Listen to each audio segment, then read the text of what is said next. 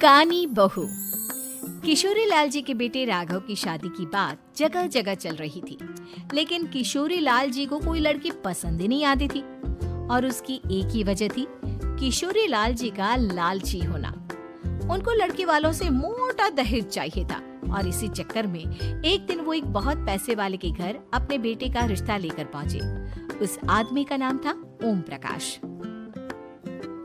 देखे किशोरी लाल जी, मेरी एक ही बेटी है और मेरी सारी संपत्ति जायदाद सब कुछ मेरी बेटी नैना का ही है। पापा, नाम से लगता है बहुत खूबसूरत होगी। कितना अच्छा नाम है ना, नैना। ओ, वैसे बात तो सही है आपकी। अब इतना पैसा है, जमीन जायदाद है, इकलौती बेटी, आप भी क्या करेंगे? सब कुछ उसे ही देंगे ना। बिल्कुल ठीक पहचाना आपने। बस बेटी की शादी और सारी जायदाद उसके नाम। पापा, बिना देखे हाँ कर दीजिए ना। इतना अच्छा रिश्ता फिर कहाँ मिलेगा?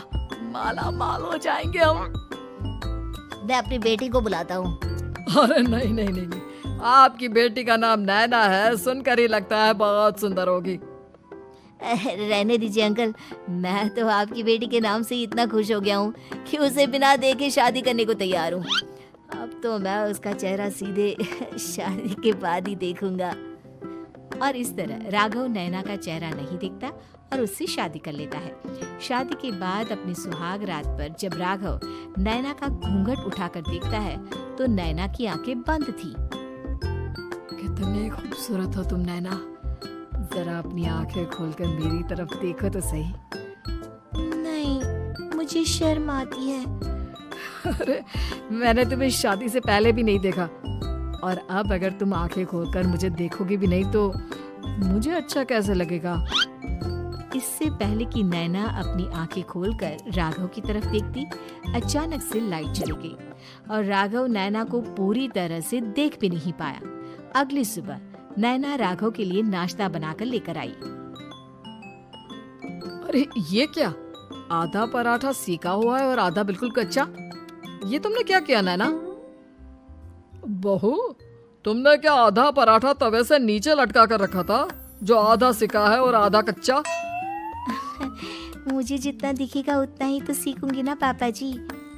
जहाँ जहाँ मुझे नजर आ रहा था वहाँ मैंने सीख लिया, जहाँ जहाँ नहीं दिखा वहाँ कच्चा रह गया होगा। इसका क्या मतलब है? ये कैसा मजाक कर रही है तुम? अरे बहू, तुमने इतना लंबा घूंघट क्यों लगाया हुआ है? देखो, हमारे घर में बहुओं को बेटी की तरह रखा जाता है और फिर तुम तो इतना सारा माल लेकर आई हो। देखो, ये घूंघट डालकर रखने की कोई जरूरत नहीं है। हाँ नैना, पापा जी ठीक कह रहे हैं, तुम तो आराम से रहो, अपना ही घर समझो। नैना अचानक से अपना घूंघट उठा लेती है।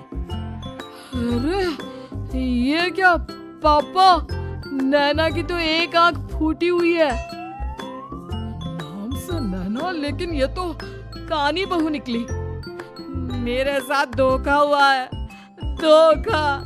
बिना दिखाए अपनी कानी लड़की मेरे संग ब्याह थी।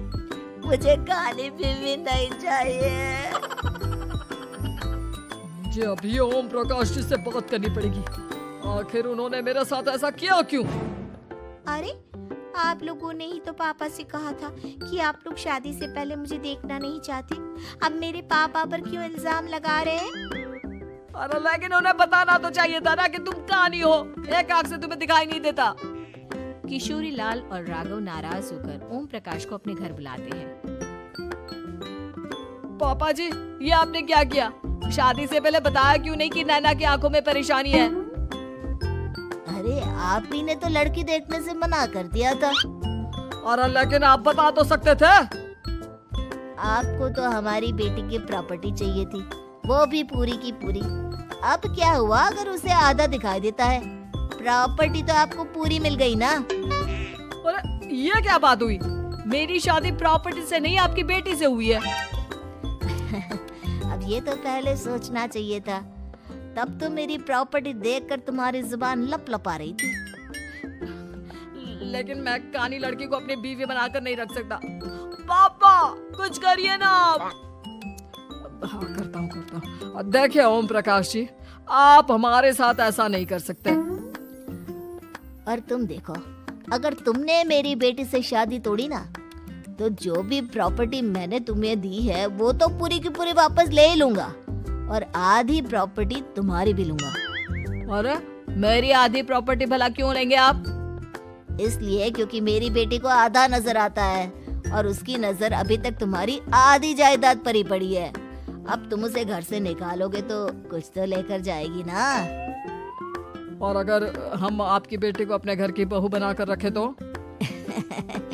तो तुम्हारी पूरी प्रॉपर्टी तुम्हारी ही रहेगी और जो मैंने तुम्हें दिया है ना, उसमें से बस मैं आधा लेकर जाऊंगा। अरे लेकिन अब आप अपनी दी हुई प्रॉपर्टी में से आधी वापस क्यों लेकर जाएंगे? अगर मैं आपकी बेटी को अपनी पत्नी बनाकर रखने को तैयार हूँ तो? इसलिए ताकि भविष्य में अगर तुम मेरी बेटी को धोखा दो तो उसके पास कुछ तो रहे जो पति का हो। वैसे मेरे पास तो बहुत कुछ है, लेकिन अपने पति की कोई निशानी तो उसके पास होनी चाहिए ना। अब अगर तुमने मेरी बेटी को कानी कहा तो तुम्हें प्रॉपर्टी भी कानी ही मिलेगी, पूरी नहीं। जमाए राजा। किशोरी लाल और राघव समझ चुके थे कि वो बुरी तरह फंस चुके हैं और अब उनके पास वहां से निकलने का कोई चारा नहीं है। अब समझ में आया ना, लालच बुरी बला होती है। एक तो तुम्हें प्रॉपर्टी मिली, ऊपर से बीवी मिली, उसमें तुम्हें नखरे भी दिखाने हैं। आए बड़ी, चुपचाप बैठो दोनों। कुछ दिनों के बाद नैना राघव की कार लेकर बाजार घूमने निकलती है और जब कार लेकर वापस आती है, ये क्या? एक तरफ से मेरी गाड़ी पूरी खराब हो चुकी है। लगता है तुमने मेरी गाड़ी को किसी दूसरी गाड़ी के साथ एक्सीडेंट किया है। अरे कितना बड़ा नुकसान कर दिया तुमने बहू। तो क्या है ना पापा जी, मुझे एक आंख से दिखाई नहीं दे रहा था, सामने से गाड़ी आ रही थी। मुझे तो सिर्फ आधा ही दिखाई दिया और वो गाड़ी मेरी कार से रगड़ती हुई निकल गई। अब मैं क्या करूं बताओ? आप इसे ठीक कराने के पैसे कौन देगा? तुम्हारे पापा? तुमने मुझसे इस तरह से बात की? अभी रुको। नैना राघव की शिकायत ओम प्रकाश को कर देती है। देखो राघव, अब जो मेरी आधी प्रॉपर्टी तुम्हारे पास थी ना, उसमें से आधी और मैं लेकर जाऊंगा, क्योंकि तुमने मेरी बेटी को डांटा। अरे नहीं नहीं पापा जी, गलती हो गई, माफ कर दो। गलती की तो कोई गुंजाइश ही नहीं। अगली बार मेरी बेटी को डांटा तो बची हुई आधी में से आधी और ले जाऊंगा। लालच के चक्कर में हम दोनों ने बहुत बड़ी गलती कर दी बेटा। एक तो तुम्हें कानी बहू मिली और ऊपर से जो माल मिला वो भी काना। इस तरह राघव की हर एक गलती पर ओम प्रकाश उसकी प्रॉपर्टी का आधा आधा हिस्सा लेकर अपना सारा माल वापस ले गया और राघव को कानी बीवी से काम चलाना पड़ा। भाई लालच वाकई में बुरी बला है।